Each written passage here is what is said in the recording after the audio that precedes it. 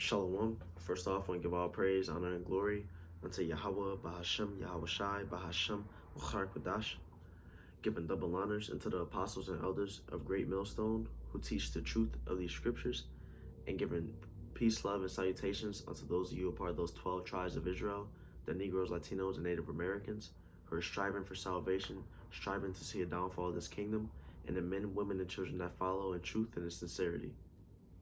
So this lesson that I wanted to get in is going to be talking about how to keep the Sabbath, you know.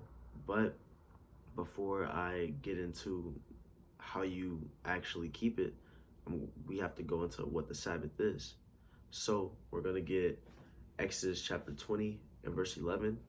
It says, "For in 6 days the Lord Yahweh made heaven and earth, the sea, and all that in them is, and rested the seventh day. Wherefore the Lord Yahweh blessed the Sabbath day and hallowed it." And you can read about that in Genesis chapter 1 and chapter 2, where it explains the Most High making the universe throughout those 7 days, or throughout those 6 days. But on the seventh day, He rested, and so that day we're supposed to the Most High hallowed that seventh day. And to hallowed means to make something holy, or for something to be holy. And so we're supposed to follow that, as the Most High has commanded us to do. And so with that being said, to know how you're supposed to keep the Sabbath, we have to go by those days, because it says 6 days the Lord Yahweh made heaven and earth, the sea, and all that in them is, and rested the seventh day. So based off of that right there, that gives us a clue as to how we correctly keep the Sabbath.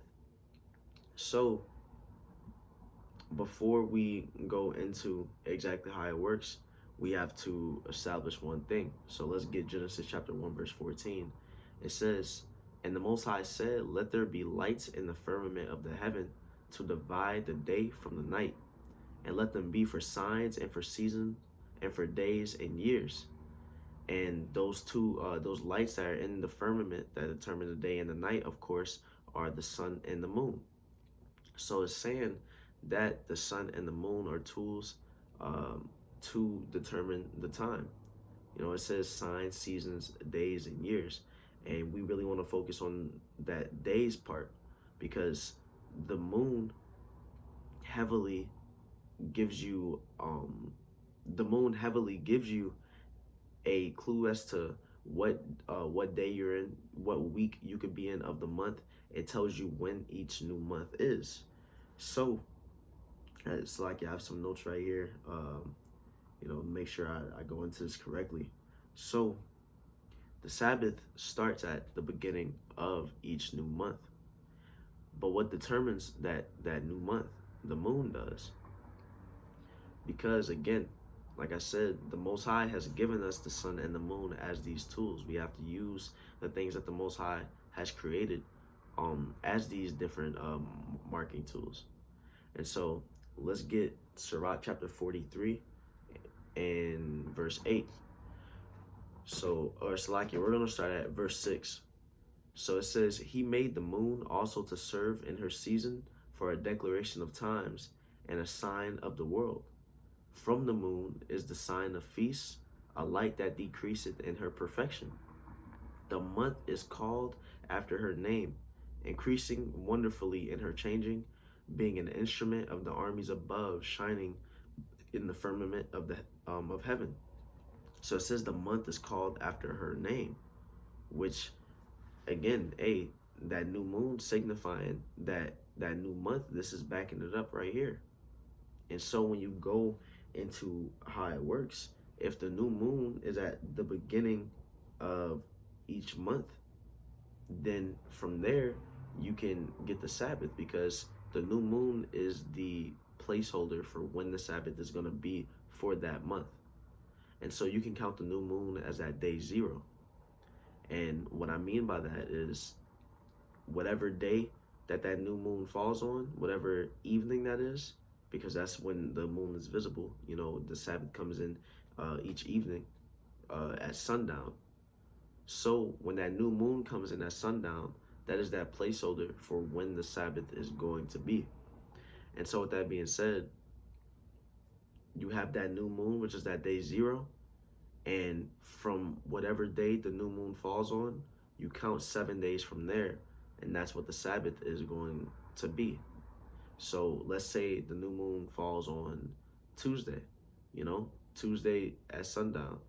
Then 7 days from Tuesday, if you count Tuesday as that day zero, and you count one from there to Wednesday onward back to seven, it will be Tuesday at sundown again.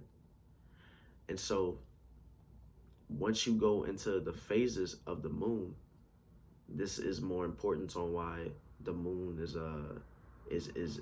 you know, so important to knowing uh the Sabbath and knowing what time of the month you're in, because each of those phases from the first quarter to the full moon to the third quarter back to the new moon is all about a week in time. And so you could look up in the sky, and I even have a calendar, and know when the Sabbath is going to be, and see by the phase of the moon, and be able to be like, okay, we are in the second week of this month. You know, there will be 2 more Sabbaths in this month before that new moon comes back in. And so with each of those phases lasting about that week, um, each month, each lunar phase lasts about 29 to 29 and a half days, because when even when you go into the calendars, it's not like you have the Sabbath falling on Tuesday, and then there's 4 Sabbaths, and then it falls on Tuesday again. No, that new moon usually comes in a day after the fourth Sabbath. If so, you would have the new moon. You count 7 days from there. That's 1 Sabbath. Then seven. That's 1 Sabbath. Then seven again. That's 1 Sabbath. And then seven again. That's that fourth Sabbath. But that new moon will come in a day after, which will be that 29th day. And so with that being said, that's how that moon determines when that Sabbath is going to be. Even without a calendar, it shows how you would be able to keep the Sabbath, as long as you're watching that lunar cycle from the moon. And so that right there, the Most High has given us an entire tool for us to keep the moon. You know, for us to keep the new moon, He's given us a tool to keep the Sabbath, which is proven, you know, that Genesis 1:14, because the moon isn't the only thing that helps you determine different times like that. You know, the sun does it as well. You know what time of the day it is using the sun. You know, people used to use sundials all the time before clocks became a thing. The sundial was the clock, so you knew how long it would be until sundown. You knew what time of the day it was by where the shadow from the sun was casting. You know, and so that's how you keep that Sabbath without using that calendar, or without already knowing what the dates are going to be. So with that being said, once again, I want to give all praise, honor, and glory unto Yahweh, Bahashem, Yahweh Shai, Bahashem, V'char Kodash. Again, I want to give double honors unto the apostles and elders of Great Millstone who teach the truth of these scriptures. And again, giving peace, love, and salutations unto those of you who are part of those 12 tribes of Israel, the Negroes, Latinos, and Native Americans who are striving for salvation, striving to see a downfall of this kingdom, and the men, women, and children that follow in truth and sincerity. With that, I want to say shalom.